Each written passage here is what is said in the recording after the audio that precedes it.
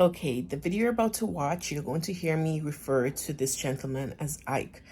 But since recording, I've seen several other videos where everyone refers to him as Ike. So I think that's how his name was, pronounced.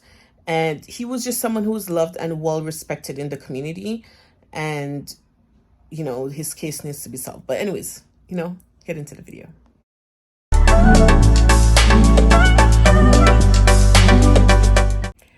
Sometimes a life is taken away from this world, and it's like that person was the light among their friends and their family. Just someone so positive and so accomplished. And the killer and the reasons remain unknown. Now, this isn't a cold case as yet because police usually say after 3 years, that's when they classify something as a cold case. This case happened on January 23rd of 2022, so just this year. A man by the name of, I can't pronounce his full first name, but his friends would call him EK, but I read it as Ike. So I'm not sure. I think we're just going to go with Ike because that's the more common pronunciation. His last name was Kaja. He's originally from Nigeria. That's where he was born. But from reading his own article actually that he published, he said that he comes from a Navy family. So either one or both of his parents were in the Navy. So they traveled around. So they started off in Nigeria. Then he lived in, different parts of Europe for a certain amount of time. Then he went to the States. He used to live in Maryland. And then finally he came to Toronto, and that's where he settled. Now, he said what caused them, because he used to attend University of Toronto. That's where he studied for his MBA. And he said he kind of went into it accidentally. Like, it's something he always wanted to do, but I guess he, prolonging it, life and, different reasons. And then in August of 2005, he got into a motorcycle accident because that's something else that he loved to do, ride his motorcycle, and got into an accident, and he spent 2 months in the hospital. So he's like, you know what? Time waits for no man. This is my opportunity. I'm finally going to do it. So he began to research business schools, and he settled on the University of Toronto. He graduated from there, and he had a love for the city. He loved Toronto. He said that, our city was a financial hub. He loved the stock market. He was actually working as a financial analyst at the time of his unaliving. And prior to that, he worked as an accountant in Maryland. And he also had a 4-year-old son by the name of Lex. And from my research, nobody from friends to family to coworkers to, people that he went to school with, everyone said positive things about him. He was articulate, intelligent, educated. And the only bad thing that they could say, which I don't really consider that a bad thing, but he was, sort of a neat freak. He wasn't a risk taker. When COVID first started, this is someone who was not involved in any kind of trouble or anything. He was scared of COVID more than anyone. This is not a wild risk taker. Like, he was really cautious and careful in everything in his life. He was not a risk taker. And for something like this to happen, everyone's shocked. Why? Who did it? Was he involved in something? But then his background doesn't kind of provide for that sort of scenario. So on January 23rd, he was at his house at 916 Avenue Road, or he was outside of his house, and someone came up to him and, used their machine and, let off a few rounds. He was hit multiple times with the most significant injury to his head. He was taken to hospital where he was alive for 3 days, but then finally they decided, he's brain dead and there's not a lot of hope of, things turning around. So he was taken off life support. So he died on January 26th. And like I said, nobody knows who done it, why, because his background doesn't provide a scenario for that. The police, reviewed video cameras and stuff like that, and They've asked witnesses to come forward. Even the University of Toronto created a scholarship in his name. He Every year now they'll give a new student coming in that kind of fits the background of Ike, and they would give them $8,000 scholarship. And I'll post information in the description box. Should you choose to donate, you're welcome to do that. But now his 4-year-old son has to grow up without. He knows who he was, but over the years, he's not gonna have that father to grow up with. And Ike was 49 years old. If I hadn't said that already, he had been living in Toronto for the past 15 or 16 years, and like I said, he loved the city. He loved, his riding his motorcycle. He loved education. He loved to learn.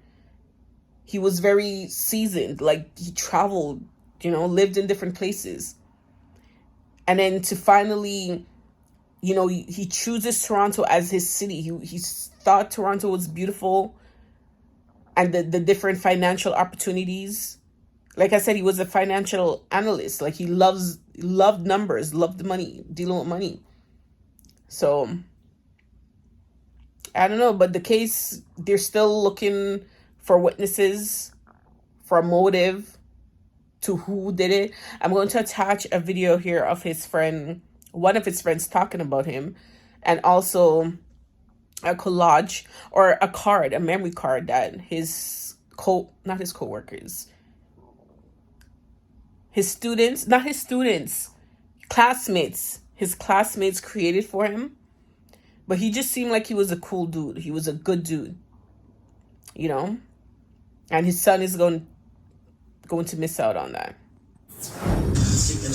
A man with a smile on his face is how friends remember Kaja. He's had a great sense of humor. At times, we would just debate on current issues, and we would make each other laugh all the time. He had an impact on people because he was really charming and positive and radiant. For the past several weeks, those same friends have been trying to understand why someone would want Kaja dead. It makes no sense that a good father, a good citizen, someone who was loved, was taken away so tragically. Toronto police were called to Kaja's Avenue Road home on Sunday, January 23rd. There, they found the 49-year-old suffering from gunshot wounds. He was rushed to hospital but died several days later. The Toronto Police Homicide Squad is investigating, but so far, they've offered no information on possible suspects. For now, we're just waiting for the police to continue their investigation. They've had lots of tips and leads, and they're following up with, and we're just waiting for an update. Very eagerly waiting for an update, I might add. Tonight, friends are gathering to mourn the loss of the financial analyst, who was also the father of a 4-year-old. He was a great father of a lovely 4-year-old son, Lex. He was very intelligent. He loved, his choice of moving to Canada, even though he was a U.S. Resident in Maryland. Kaja's friends say they will keep his memory alive and ensure that justice is served in his killing. There's nothing negative that you can associate with Ike. He was just such a wonderful person, and it just breaks my heart.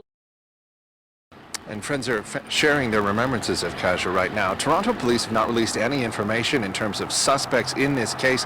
Police say they're looking to speak with anyone who might have been in this area at the time of the shooting, or anyone who might have any information in regards to this case. Anyone who does is asked to call police or the homicide squad. Don't forget Ike. He was such an incredible person, a shining light, and just positive and radiant and friendly and smart. Just so smart. You had to talk to him for 30 seconds to know that he was just so sharp and witty and worldly, traveled, so this is really a shock to everybody. Yeah. How did you find out about the incidents and how horrific it was? Yeah, I am friends with who was his emergency contact. So she was called at 3 a.m., I believe, and then she called the cops. So I woke up to a text saying, please call me as soon as you wake up. Ike has been shot. And I was like, what? But like we were told that he was unconscious but still alive, and let's pray for him and all the stuff. We didn't. That's all we knew from the sisters. And then we were told that they were running some scans on him, which I assume is brain scans. And then he was pronounced brain dead on Friday. Is when we got the news. So, even though I knew that the hope was very slim. Like you have, a bullet in the head is not something you're just gonna come out. But the sisters were like, we're hoping for recovery and keep him in your prayers and all this stuff. How did you meet him, and what do you want people to remember the most about him? I met him through a friend a few years ago. One of my closest friends. I've seen him at many, many parties, house parties, kitchen, being around the kitchen. And then we kind of lost touch. And then I ran into him about 3 years ago, and we were in regular contact after that. And even during the pandemic, I saw him a few times for walks and sitting in the park. And the picture that was released of him was a picture that I took last time I saw him. He was just saying, I don't have a lot of pictures of me alone. I said, I'll take a few. Just when I think, so, sorry, what? When was the last time that you saw him? September, end of September. And I have a voice memo from him on my WhatsApp, which I've listened to a few times. Hearing from some of the people that live around there, it just seems it's so unusual, like that they're at a loss to explain this. This is not a guy who is involved with any type of criminal activity that would lead to this. This is completely a guy with integrity. You talk to anybody, classmates, ex-girlfriends, friends who've lost touch, anybody, they have nothing bad to say about him, except he was a bit of a neat freak.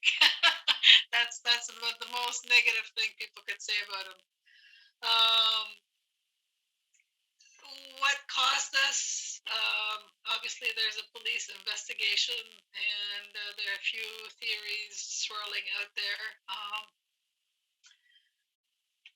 We'll wait and see what comes out of it, and I am so eagerly awaiting an announcement of some sort, because like you said, this is not an area where this kind of thing happens. This is not a guy who was involved with any criminal activity. So I hope that they find the perpetrators, or what caused this. This is very shocking, and he did not deserve to die like that. He definitely did not deserve. His immediate family, how are they doing? I know that he had a son. Is that son being taken care of? Yes, he has a son, a 4-year-old son, who I'm sure you've seen his photo. I think it was released yesterday. There's a photo of him with his son. Yeah, he's taken care of. But, this is a boy who will never know his dad, which is really heartbreaking. Because I know how are you holding up? I am heartbroken. I am completely heartbroken and shocked and devastated at this loss. I'm sad for myself. I'm sad on behalf of his family. I have not had direct contact with his family, but I know that they're obviously devastated. As I mentioned, I've heard from a lot of people in the last week, and who've shared their grief and their shock with me, and I feel all of their pain. It's all just, I'm holding it all here, and it's really shocking, and it's tough, but it's the least I can do as a friend to speak and tell the world about Ike and what an amazing guy he was. I don't want him to be just a statistic in Toronto, a shooting in Toronto. And professionally, he was involved in finance. Correct. He was a financial analyst. Yeah. And a super smart guy. Like, traveled the world, lived in different places, has been everywhere. Just worldly, articulate, just a brilliant guy. Just loved Toronto, and had a great circle of friends. Like I said, he didn't have immediate family here. I don't know if he has extended family, but I really, anybody would love to have this many people supporting and cheering them on in life.